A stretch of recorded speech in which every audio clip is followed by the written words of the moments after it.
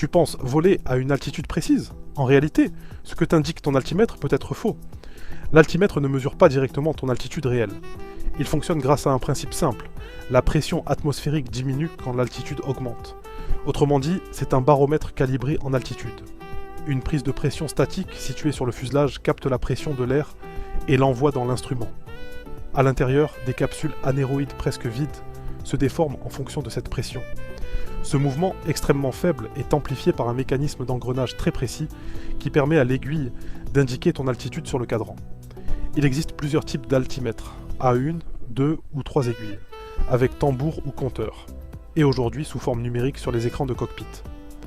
Les unités utilisées sont généralement les pieds en aviation, mais certains appareils utilisent les mètres. Mais voilà le problème, l'altimètre est sensible à la température et aux variations de pression. Même avec des systèmes de compensation comme des ressorts et des bilames, il peut rester des erreurs. Tout se joue alors dans le réglage de pression, appelé calage. Avec le QFE, tu règles la pression de l'aérodrome. Au sol, l'altimètre indique 0, et en vol, il affiche ta hauteur par rapport au terrain. C'est utile pour le décollage et l'atterrissage, mais peu adapté à la navigation. Avec le QNH, tu règles une pression ramenée au niveau de la mer.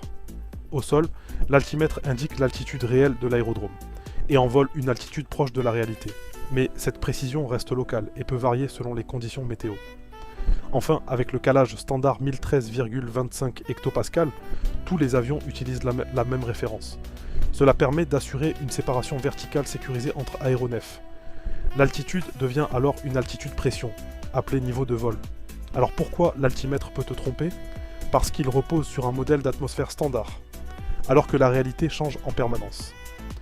Entre la météo, la température et un mauvais réglage, l'altitude affichée peut être différente de l'altitude réelle. L'altimètre est un instrument extrêmement fiable, mais seulement s'il est correctement réglé. En aviation, quelques hectopascales peuvent représenter des centaines de pieds trop d'erreur. Abonne-toi pour la prochaine vidéo, on verra comment fonctionne le variomètre en aviation.